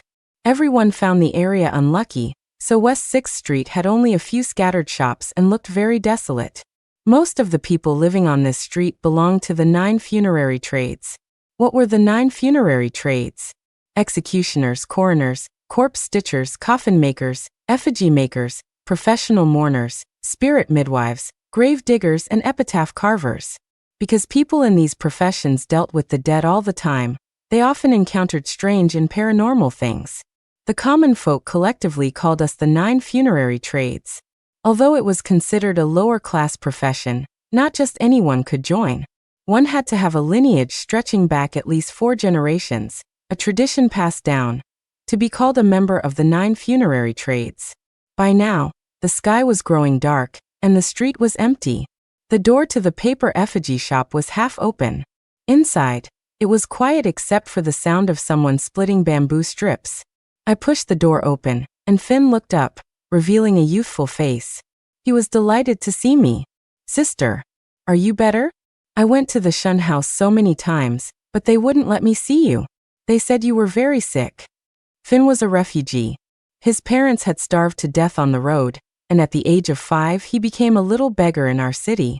My father took pity on him, and took him in as an apprentice at the shop. He was quiet and diligent, and although he had only been learning for 7 years, he was already showing signs of surpassing his master. When he heard I wanted the eye-dotting brush, Finn became anxious. Sister, what happened? The paper effigy business is a trade of the shadows full of complex rules. A single misstep could bring disaster. The most important rule was, never dot the eyes of a paper effigy. Paper effigies are creatures of Een. Once their eyes are dotted, they gain a spirit. An ordinary effigy is just an inanimate object, but one with dotted eyes is a supernatural being. A moment of carelessness, and it could turn on you. To dot the eyes of an effigy, an ordinary brush wouldn't do. You needed a special eye-dotting brush. A handle made of locust wood, bristles of black cat fur. It had to be steeped in Een energy to work. The more effigies it brought to life, the more spiritual the brush became. The one in our family had been passed down for hundreds of years. Finn was stubborn. Seeing that I wouldn't speak, he blocked my way, refusing to let me get the brush. Sister, are you in some kind of trouble? There were only the 2 of us left in the family. We had been like brother and sister for years. Finn was worried about me, but I was just as concerned for him. The matter of the silver ingots was no small thing. He was only 12, I couldn't let him get involved. I made up a lie, grabbed the brush and a pile of bamboo strips and paper, and hurried away. A few days ago, I wouldn't have had the strength to carry all this. But now I felt stronger with every step. My head was no longer dizzy, and I felt completely revitalized. Perhaps my father was watching over me from the afterlife. When I returned home, the Shuns were having dinner. No one asked where I had been. Ethan glanced at me briefly before turning back to talk to Jasmine. Only then did I realize how famished I was, a sour taste rising in my mouth. After putting my things away, I rushed to the main hall for dinner, only to find that the Shuns had already left. The dishes on the table were all finished, leaving only a single steamed bun. The sourness in my stomach intensified. I pressed on my aching stomach and reached for the bun. My mother-in-law's distant scolding reached my ears. Since you can get out of bed, stop being lazy. After you eat, clean everything up. Are you expecting an old woman to wait on you? The Shun family must have had terrible luck for 8 lifetimes to marry a wife like you. I was too tired to argue. After finishing the bun in a few bites, I returned to my room and bolted the door. There were only a few hours until midnight. I didn't have much time. Those 3 silver ingots were possessed by 3 vengeful ghosts. Jasmine had brought 1 ingot back. Tonight, at midnight, a ghost would surely possess someone. And the first thing a possessed person would do is take the life of a Song family member. I laid out the paper, took the bamboo strips, and began to make an effigy. I worked quickly, and after the effigy was built, I dressed it in one of my own undergarments. Then, I carefully took out the eye-dotting brush. Mixing the special ink with blood from my middle finger, I dotted the effigy's eyes. A whirlwind stirred in the air. The effigy slowly blinked its eyes and became another me, though its gaze was somewhat lifeless. This was the substitution technique of the paper effigy makers. When a maker faced danger, they could use the effigy as a decoy to escape disaster. I had just breathed a sigh of relief when I heard 3 clear bang, bang, bang sounds from outside. The night watchman's hoarse voice drifted from afar. The 3rd watch of the night. All is well. I placed the paper effigy on the bed and quickly hid underneath it. A footstool about a foot high stood by the bed, perfectly concealing me. Unless someone lifted the bed skirt and crawled under to look for me, they would never find me. It was quiet all around. Lying on the floor, I could hear my own heart beating. Rapid, forceful. It was dark under the bed, and the space was not large. If I stretched out my hand, I could touch the hard bed frame. To my left was a brick wall, and the cold from it seeped into my body. In the silent darkness, I felt as if I were in a coffin. The thought made it hard to breathe, my chest tightening with oppression. Just as I was about to give in to my fear and crawl out for a moment, I heard a sound at the door. Creak. The wooden door opened and very light footsteps approached. 1 step, 2 steps, 3 steps. The person stopped by the bed. I covered my mouth and nose, not daring to make a sound. Ha. The voice was hoarse, impossible to tell if it was male or female. It sounded more like a beast's growl before it devours its prey. Thump. A loud noise came from the bed as something heavy was thrown down. The person dragged the effigy around the room. It seemed to be struggling, kicking over the table, chairs, and dressing table. The commotion lasted for a full half-hour. The room fell silent again, but I didn't dare to come out. It wasn't until I heard a rooster crow outside that I dragged my stiff, numb limbs and crawled out from under the bed. Tonight was a full moon. Moonlight streamed through the cracks in the window, casting a cold glow on the wooden table. The room was a mess. The paper effigy had been torn to pieces, its limbs scattered everywhere. I couldn't imagine what a horrific, bloody scene it would have been if it had been a real person. Fighting back nausea and fear, I cleaned up the effigy and sat in the room, waiting for dawn. I didn't dare to go out rashly. The vengeful ghost would possess a person and control their actions. And the controlled person would be fully aware of their every word and deed, but unable to move. My father said this was because their soul was being suppressed by the ghost. To destroy the ghost, the only way was to use one's own body as a cage and perish together with it. I had narrowly escaped tonight, but I didn't know who the ghost had possessed. A shrill scream pierced the air. I jolted and ran out the door. My mother-in-law was dead. She was hanging from the eaves, her legs still swinging slightly. Her eyes were bloodshot, and her tongue lolled out, making her look like a vengeful spirit come to claim a life. Jasmine had collapsed on the ground, her face ashen, her lips drained of all color. Mother is dead. The courtyard was once again bustling with activity. People crowded around, coming and going. Mrs. Peterson held my cold hand, her expression a mix of surprise and confusion. Old Mrs. Shun hanged herself? With her personality, why would she do that? I was trembling so hard my throat tightened, and I couldn't say a word. This ghost couldn't even wait a single night. According to my father, they were supposed to kill one person every other day. But it had only been one day, and including me, it had already claimed 2 lives. It was so ferocious. How was I supposed to deal with them alone? Mrs. Peterson hugged me sympathetically. Don't be scared, Luna. Old Mrs. Shun probably had a fight with your father-in-law and couldn't get over it. That woman had a temper like a firecracker, always ready to explode. We shouldn't let her scare us. I drank 2 large glasses of hot water before I felt some warmth return to my body. The noise outside grew louder. When the town's tall, sturdy sheriff with a square face stood before me, I was still in a daze. Sheriff Zhao, what did you say? Sheriff Zhao's thick eyebrows were knitted together, his voice booming like a bell. Ethan Shen accuses you of murdering his mother. Come with us to the station. The words barely registered. Mrs. Peterson was already jumping up and down cursing. That's a load of bull. That boy Ethan must have lard in his brain. Luna is the kindest person. She wouldn't even kill a chicken. How could she kill someone? No matter how much Mrs. Peterson cursed, I was still taken away by the constables. I had lived in Clearwater for nearly 20 years, but this was the first time I had ever set foot in the county courthouse. The young magistrate sat on the bench, his eyes cold. Who is in the hall? Ethan knelt to my left, never once looking at me. Soon my father-in-law and Jasmine also arrived. All 3 of them pointed their fingers at me, saying that I had killed my mother-in-law out of resentment because she had helped Ethan take a second wife. I couldn't understand it. I just stared at Ethan. I've been so sick lately I can barely get out of bed. My mother-in-law was used to farm work and was very strong. Even if I weren't sick, I might not have been a match for her. How could I have strangled her? The coroner had already examined the body. The magistrate looked up, his eyes sweeping over me.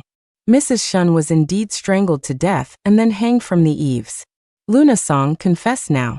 Ethan stared straight ahead, his voice filled with agitation. Your Honor, I have evidence. Luna Song's illness is all an act. Last month, my mother and I were discussing the second marriage, and she overheard us. From that moment on, she started pretending to be sick. It was all for today. This woman's heart is so wicked. I beg your honor to see the truth. A chill ran through me, again and again. I felt as if I were submerged in an ice cave, cold seeping from every pore. A month ago, Ethan had given me a prescription. He said he hadn't been feeling well, and asked me to get a month's worth of medicine for him. I didn't suspect a thing and took the money to the apothecary. But just now the apothecary's doctor said that the medicine would cause weakness, dizziness, and fatigue. It would look just like a serious illness. The symptoms would disappear 3 days after stopping the medicine. No wonder after being unconscious for 2 days and forgetting to take my medicine, I felt so much better. In a flash, I understood Ethan's plan. If his mother hadn't died, I would have languished in bed and eventually died of illness. Now that his mother was dead, Ethan simply went with the flow and pinned it on me. We had been married for 3 years. Did he really want me dead that badly? It felt like a hole had been torn in my chest, and a cold wind was whistling through it. Remembering how I had been grateful to Ethan for that bowl of soup, a wave of nausea washed over me. Wretch. I couldn't hold it back any longer and bent over, dry heaving in front of everyone. The magistrate held the prescription and studied it for a long time. Finally, he frowned and said coolly, "Take the prisoner, Luna Song, into custody." Ethan's eyes lit up. Jasmine looked surprised for a moment, then a smile touched her lips. To hide it, she bent down and began to wail. My poor mother-in-law. When the bailiffs came to drag me away, I didn't resist. Ethan was practically ecstatic, kneeling on the ground and kowtowing to the magistrate. This venomous woman murdered her own mother-in-law. Her crime is unforgivable. I begged the magistrate to punish her severely. Get justice for my mother. I suddenly laughed. Ethan Shen, don't you regret this? You think what awaits you is a beautiful wife and a life of luxury? I lowered my head and said no more, letting the bailiffs lead me to the dungeon. The evil spirit was possessing one of them. But who was it? Ethan Jasmine, or the quiet, reserved father-in-law? I had no idea. Honestly, the best thing to do was to wait and see. Once the evil spirit possessed a body, it was bound by it. It had to kill 9 people before it could abandon its host and find a new one. All I had to do was wait and see which of the Shuns was the last one standing. But my family had guarded these silver ingots for 100 years. How could I just sit by and watch them kill people without doing anything? When I enter the underworld, how will I face my ancestors? The dungeon corridor was dark and deep, stretching endlessly. I knelt on the damp straw, unable to describe the feeling in my heart. In the sunless prison, I lost all track of time. I don't know how long passed before the cell door suddenly opened. I followed the jailer to the courthouse's backyard. The magistrate had changed into casual clothes. He no longer looked like an imposing official, but rather a handsome scholar. Lunasong, you didn't kill her, did you? He was still holding the prescription, the tea in front of him long since cold. If you truly harbored resentment over the second marriage, why wait until after she moved in to act? You got this prescription a month ago, which means you planned this long in advance. If you had killed Mrs. Shen before Jasmine moved in, Ethan would have had to observe 3 years of mourning, and the second marriage would have been off. Tell me, what's your take on this case? I stared blankly at the surprisingly young face before me. The magistrate, Judge Evans, was only 20 years old this year. I had heard he came from a noble family and was only in our small town to gain experience. He seemed different from the other officials. Could I trust him? Seeing my silence, Judge Evans tapped the table lightly. Lunasong, you can rest assured. This court will not let a single culprit go free, nor will it wrongly accuse an innocent person. Speak freely. I will decide for myself what to believe. I couldn't handle 3 evil spirits on my own. I sighed, my gaze distant. Your Honor, would you be willing to hear a story? Judge Evans's frown deepened. By the time I finished, he was so angry he almost laughed. He tossed the prescription onto the desk and pressed his long, elegant fingers to his temples. Lunasong, are you telling a story in a tea house? The master did not speak of strange phenomena or spirits. Do not speak such nonsense again. I'm giving you one last chance. Think carefully before you speak. This was indeed an opportunity. If I could get the support of the courthouse, those 3 evil spirits would be much easier to deal with. These bailiffs were all young and strong, and Sheriff Zhao was a skilled martial artist. It would be a shame not to use such good help. The thought made me anxious. Your Honor, my family only has 1 silver ingot, but the Liu family has 2. If we don't do something, I'm afraid not a single one of the 8 people in the Liu family will survive. Judge Evans fell silent. Sheriff Zhao, standing beside him, tilted his head and cradled the sword at his chest, looking like he wanted to say something. Your Honor, I heard from my mother that the Song family is indeed one of the 9 funerary trades. You're new here, so you might not know, but in Clearwater, the people of the 9 funerary trades are all quite unusual. That old man Song really did have some skills. Judge Evans glanced at me sideways. The 9 funerary trades? It seemed he still didn't believe me. Your Honor, something's happened. A pale-faced constable burst in. Ha, the Liu family, huh? The Liu family, ha. Sheriff Zhao slapped him on the head with a hand the size of a fan, making the young constable stumble. Damn it, catch your breath before you speak. The young constable took 2 deep breaths, stood up straight, and said loudly, a villain broke into the Liu family's house. Out of 8 people, only old Mr. and Mrs. Liu survived. Judge Evans shot to his feet, his phoenix-like eyes wide. What did you say? The news hit me like a ton of bricks. I blurted out without thinking. 6 people died? Shouldn't it be 2? My father had clearly said that these evil spirits killed 1 person every other day. The one at the Shun house had killed 2 in 1 night. The 2 at the Liu house were even more outrageous, killing 6 in 1 night. How could this be? This shouldn't be happening. Judge Evans paced back and forth, then turned to the constable. "Where is old man Lou?" The young constable paused, scratching his head. "Still at the Lou house. Joe is watching them. I came back to report." I stood up anxiously. "Your Honor, Constable Joe is in danger." After a moment of thought, Judge Evans didn't send me back to the dungeon, but took me with him to the Lou house. By now, the sky was completely dark. A curfew was in effect, and the streets were eerily quiet. I trotted behind Judge Evans, my heart pounding so hard it felt like it would burst from my chest.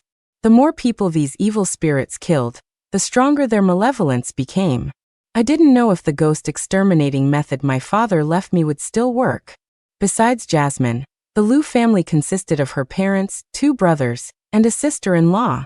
The older brother was married and had 3 children. Now the entire family lay in pools of their own blood. But old Mr. and Mrs. Lou were nowhere to be found. "Joe. Joe, where are you?" The Lou family's courtyard wasn't large. With 8 people living there, it felt a bit crowded. Sheriff Zhao frantically searched the house and finally found Joe in the west wing. He was lying on his back on the bed, not a single piece of his flesh intact. "Joe." The young constable threw himself onto Joe's body and wept, and Sheriff Zhao's eyes turned red as well. The situation had spiraled completely out of my control. Judge Evans pursed his lips, his eyes dark and unreadable. After a long pause, he walked up to me, his expression extremely serious. "Luna Song, are you willing to take a risk?" He was very tall. I had to tilt my head up to see his face. "Your Honor, please give your orders." The Lou family was overjoyed after receiving the betrothal gifts. Jasmine's younger brother was 16 this year, old enough to be considering marriage. Mrs. Lou wanted to arrange a match for him with her own niece. Her side of the family was poor, and after her niece married, they would often come asking for money. Marrying her niece would be a way to support her family. After the Shuns delivered the gifts, Mrs. Lou had taken the silver ingots to her family's home to show them off. According to the Lou's eavesdropping neighbor, Mrs. Lou had already promised her family, after the engagement was settled, she would give them both silver ingots as the bride price. So it was highly likely that old Mr. and Mrs. Lou had gone to Mrs. Lou's family home. Judge Evans sent several of his most capable men to head there overnight, and I would return to the Shun house at dawn. I was to be the bait to lure the vengeful ghost. It seemed Judge Evans didn't fully trust me yet. This was both a test and a trial. I took a deep breath and nodded firmly. "Your Honor, I will do my best." The next morning, when Ethan saw me at the courtyard gate, he was shocked. "Luna Song, are you crazy? You dared to escape from prison." I shoved him aside with my hip. Judge Evans said there wasn't enough evidence, so he let me come home for now. "Ethan Shun, you know very well whether I killed your mother or not." A flash of malice appeared in Ethan's eyes. He grabbed my arm, trying to stop me from entering. "Luna Song, I will not live under the same roof as a murderer. I'm divorcing you. Get out." So he was ready to completely sever ties. Hearing the commotion, the neighbors all opened their doors to watch. Ethan, who cared deeply about his reputation, reluctantly stepped aside to let me in. Jasmine was also very surprised to see me. She nestled weakly into Ethan's arms, feigning fear. "Ethan, my love, I'm so scared." "She killed your mother. She won't kill us too, will she?" I ignored them.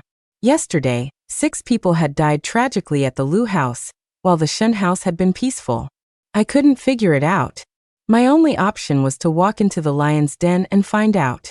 Ethan held Jasmine, comforting her softly, while also making jabs at me. "Luna Song, you've committed such a heinous crime. The Shun family cannot tolerate you. As soon as I write the divorce papers, you will get out immediately." I felt like I was both stupid and blind. How could I have ever thought he was my soulmate and given him my heart?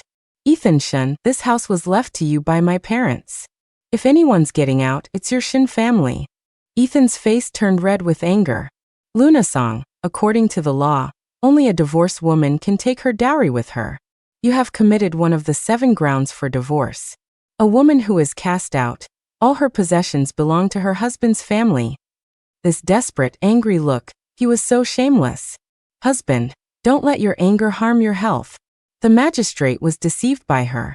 In a few days, when he comes to his senses, he'll surely throw her back in jail. In the end, It was the father-in-law who came out with a grim face and stopped Ethan. Luna Song is still a Shin family wife. Since she's back, let her stay. The father-in-law had always been the quietest one in the family. He rarely spoke, and the mother-in-law handled most matters, big and small. In the 3 years I had been married to Ethan, I had barely spoken a few words to him. Everything that happened to me seemed to have nothing to do with him. But when they went to deliver the betrothal gifts to the Liu family, he had gone too. I shook my head, pushing aside all my troubled thoughts for now. Judge Evans had already set up his men outside, just waiting for the vengeful ghost to appear. Everything would be revealed soon. I went to my room, only to find that it had been disturbed. My jewelry box was empty, and my wardrobe had only a few of the cheapest garments left. All the decent furniture and decorations were gone, leaving the room bare and simple. Even the thick, embroidered quilt on the bed was gone. That quilt, my father had specially commissioned an embroiderer to make it for me. A surge of anger rose in my chest. I stormed into Jasmine's room and found that all my missing things were indeed there. The hairpin in her hair, the emerald bracelet on her wrist, they were all from my dowry. Give my things back. Jasmine rolled her eyes and touched the golden hairpin in her hair. What things? These were all gifts from my husband. Ethan was displeased. These are Shin family things. I can give them to whomever I please. Besides, you walk around with a long face all day. These things are wasted on you. A man like this, if he died, he died. Why was I bothering to try and save him? Let Jasmine wear them if she wanted. She wouldn't be able to wear them for much longer anyway. But I couldn't have come all this way for nothing. So I trashed Jasmine's room. Antiques, vases, teapots, anything I could get my hands on, I smashed to pieces. Ethan was furious and ran over to grab me. I smashed and cursed at the same time, the frustration in my heart vanishing, feeling more exhilarated than I had since my wedding day. Ever since he married Jasmine, he had been lost in a world of pleasure. His steps were unsteady, his eyes were dark. In the not-so-spacious room, he couldn't catch me. Humph. Acting all high and mighty every day. You really think you're some kind of scholar descending from the heavens? You only passed the preliminary exams by a fluke. Stop dreaming of becoming the top scholar. You look down on my family for running a paper effigy shop, but you use the shop's money to act like a big shot outside. Do you know how people laugh at you? They have a nickname for you out there. They call you the paper effigy freeloader. Ethan clutched his chest, his pale face turning the color of a purple eggplant. I didn't know if it was from running or from my words. You're infuriating. Ethan's eyes rolled back, and just like that he fainted. I blinked, unable to hold back, and burst out laughing. Jasmine was stunned, standing frozen to the side, even forgetting to help Ethan. The commotion in the room was huge, but the father-in-law didn't come out to check. I returned to my room and began to prepare for the night. I waited for several hours. The night watchman's call came again. It was midnight. Meow meow. Judge Evans's men were also at the door. This was their signal, which reassured me.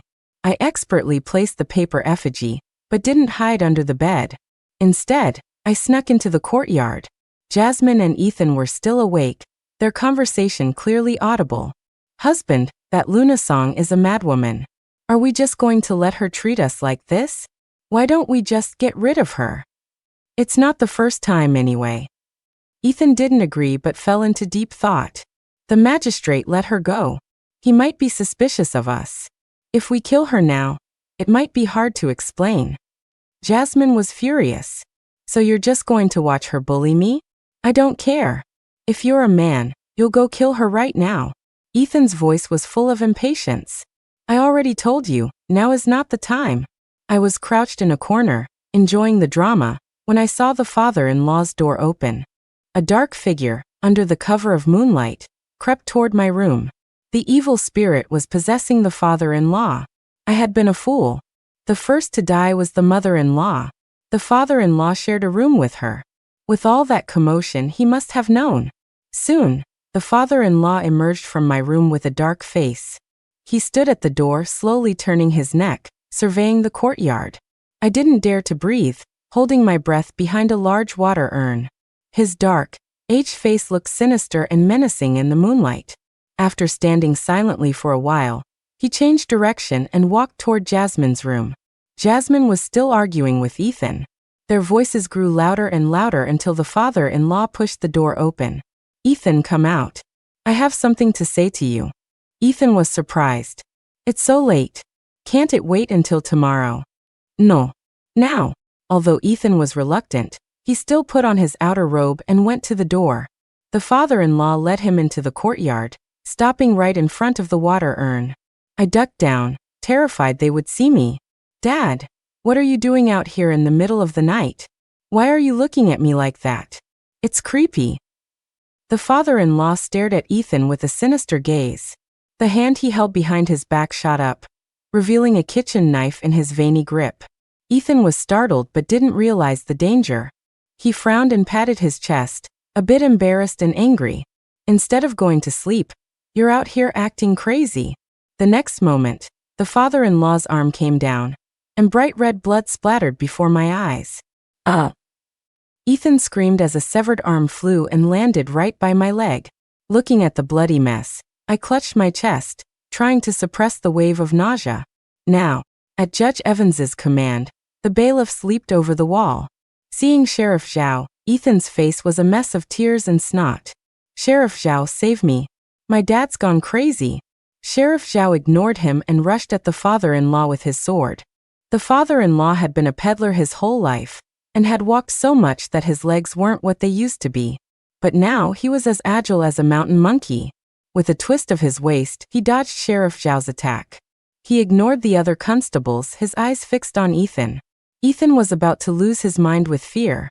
According to our plan, it was my time to appear. But looking at Ethan's pathetic, tear-streaked state, I suddenly didn't want to come out just yet. The noise in the courtyard was deafening. Jasmine thought Ethan was fighting with his father, and rushed out without even putting on a robe. Seeing the father-in-law chasing Ethan with a knife, she screamed, quickly retreated into the house, and slammed the door shut. At that moment, Ethan was being chased toward her room. With the door shut, Ethan's eyes were wide with fury. "Bitch! Open the door, you bitch!" Sheriff Zhao hadn't expected Jasmine to shut the door. Ethan, unable to dodge in time, took another heavy blow to his only good arm. Ethan was furious, directing all his fear and anger at the wooden door in front of him. He kicked it frantically twice. Jasmine was holding the door, but she hadn't had time to lock it. The door was kicked open, and Jasmine, who had been leaning against it, fell to the ground. Sheriff Zhao, chasing the father-in-law, also tried to rush into the room. The steps in front of Jasmine's room were broken, making it easy to trip. I was about to shout a warning, but the words died on my lips. Sheriff Zhao did indeed trip, rolling clumsily to the side. Without his help, the kitchen knife in the father-in-law's hand fell mercilessly. In his desperation, Ethan grabbed Jasmine and used her as a shield against the knife. It was about time. Jasmine was hacked to pieces, blood and flesh flying. Ethan was also seriously injured. I shouted and ran into the room, throwing a bucket of rooster blood at the father-in-law. This wasn't just any rooster. It was a 5-year-old rooster, its crow loud and full of young energy. Doused in the blood, the father-in-law screamed, and a black mist rose from his body. Taking advantage of the opportunity, I grabbed Jasmine. "If you want to live, get me that silver ingot." Jasmine was terrified, just crying, not listening to a word I said. It was Ethan who reacted first. He clutched his wound, glaring at me. "Luna Song, you bitch. Even at a time like this, you're still thinking about silver. Go get a doctor for me now. This vile man wasn't dead yet. What a pity. Ethan Shun, don't you get it? I told you, the silver ingots are possessed by evil spirits. Anyone who uses them will be in trouble. It was you, you greedy, lecherous fool, who killed your own parents." Not long after marrying Ethan, he had discovered the silver ingots hidden under my chest. He had tried several times to get the money from me, but I had always refused. Because of this, he grew increasingly dissatisfied with me. Finally, I had no choice but to tell him the secret of the ingots. After listening, Ethan looked at me with a complicated expression. "Luna, even if you don't want to give me the silver, you don't need to make up such a ridiculous lie." Ethan had never believed me. Now he was paying the price for his disbelief in blood and tears. You're lying. It wasn't me. It was you. Yes, it's all because of you. Ethan wiped the blood from his face, screaming hysterically. It's all because you're bad luck. You cursed my mother to death and drove my father mad. I must have been blind and had the worst luck of my life to marry a woman like you. While we were arguing, the father-in-law had begun to recover. The rooster blood couldn't hold him for long. I was getting anxious. If I couldn't find the ingot soon, everyone else in the room would be in danger. Ethan Shun, wake up. The Liu family took 2 ingots, and last night 6 of them died horribly. Was that my curse too? To avoid panic, Judge Evans had temporarily suppressed the news about the Liu family. So Jasmine still didn't know what had happened to her family. She looked up, her face pale, her beautiful almond-shaped eyes full of disbelief. Who did you say died? I stomped my foot in frustration. Your parents were possessed by evil spirits and killed 6 members of your family. Your brother, his wife, and their children are all dead. If you don't tell me where the ingot is, you'll be next. Jasmine looked as if she had been hit over the head with a club. She staggered back and leaned against a table. Ethan still didn't believe it. He couldn't believe it. Because he was unwilling to admit that his own greed and foolishness had killed so many people. By now, the father-in-law had staggered to his feet, his face twisted, his eyes filled with malice. Ethan was a clever one. Though he said he didn't believe it, he had already hidden behind Sheriff Zhao. I had 1 foot over the threshold, ready to run at any moment. Only Jasmine was still standing foolishly in the middle of the room. The father-in-law shrieked and lunged at her. As he grabbed her arm, Jasmine finally snapped out of it and screamed at the top of her lungs. The ingot is under my bed. There's a loose brick there. Take out the brick and you'll see it. The courthouse constables were incredibly agile. A young constable immediately bent down and crawled under the bed, while the others continued to surround the father-in-law. Quick, use the ink-soaked string to tie him up. I couldn't imagine how I would have dealt with this evil spirit alone without the courthouse's help. The ink-soaked string looked thin and fragile, but when wrapped around the father-in-law, it was as tough as the strongest leather rope. I had specially requested it from the best carpenter in town, and had sun-dried it for half a day to absorb enough yang energy. Miss Song, the ingot is here. Shove it in his mouth. There was only one way to kill this vengeful ghost. Shove the silver ingot into the mouth of the possessed person, then seal their other 6 orifices with cinnabar. The eyes, the ears, the nostrils, and the anus. Then drive a peachwood stake into their heart. When the possessed person dies, the evil spirit will try to escape their body, but with the 6 orifices sealed, it will have nowhere to go and will be forced back into the silver ingot. The constables struggled for a long time before they managed to seal the father-in-law's 6 orifices. But Sheriff Zhao hesitated, unable to bring himself to drive in the peachwood stake. Sheriff Zhao, any delay could cause problems. Sheriff Zhao pursed his lips and glanced hesitantly at Judge Evans, who was standing at the door. Judge Evans frowned. It is, after all, a human life. Snap. Just then, something unexpected happened. The ink-soaked string snapped, and the father-in-law kicked Sheriff Zhao, sending him flying. Sheriff Zhao flew across the room and slammed into the bed, collapsing the sturdy wooden frame. He coughed up a mouthful of blood, and couldn't get up for a long time. The other constables all looked to Sheriff Zhao for leadership. Seeing him injured, they all panicked. This was, after all, my family's responsibility for generations. In a fit of desperation, I ran over, bent down, picked up the peachwood stake, and charged at the father-in-law. But by the time I got close, he had already broken free from the other constable's ink-soaked strings. Heh, a member of the Song family. The father-in-law grabbed my neck, his voice hoarse. I've been in that sunless box for hundreds of years. Do you have any idea what my life has been like? The evil spirit had been imprisoned for 100 years, and its nature had changed. No wonder it became more frequent and random with its killings after it was released. Cough, cough. He was choking me.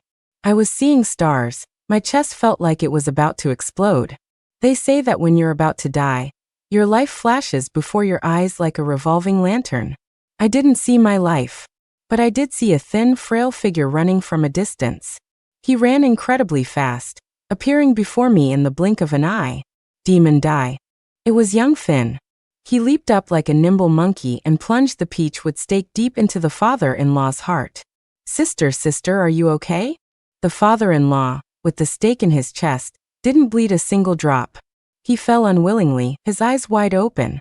Soon, his entire body, as if drained of its essence, rapidly shriveled, quickly turning into a desiccated corpse. Everyone in the room stared at the bizarre scene, too shocked to even breathe. Judge Evans helped Sheriff Zhao up, full of regret. I'm sorry. It was my moment of hesitation that caused you harm. I lay in Finn's arms, tired, hungry, and sleepy, without the strength to even get up. Jasmine and Ethan, from excessive blood loss, had already passed out. Tonight's fierce battle was finally over. With the lesson from the Shen family, the capture of Mr. and Mrs. Liu went much more smoothly. Jasmine cried until she was a mess of tears. She had thought marrying Ethan would bring her a good life, but instead, it cost her entire family's lives. She had been severely cut by the knife, leaving many scars on her face and body. Once a beautiful young woman, she now didn't even dare to leave her house. With Judge Evans's permission, both of us legally dissolved our marriages with Ethan. I ruthlessly kicked him out of the house, and Jasmine hated him to the bone. She had lost her parents and brothers, becoming a disfigured orphan, and her relatives were all trying to claim her inheritance. I didn't know how she would get by.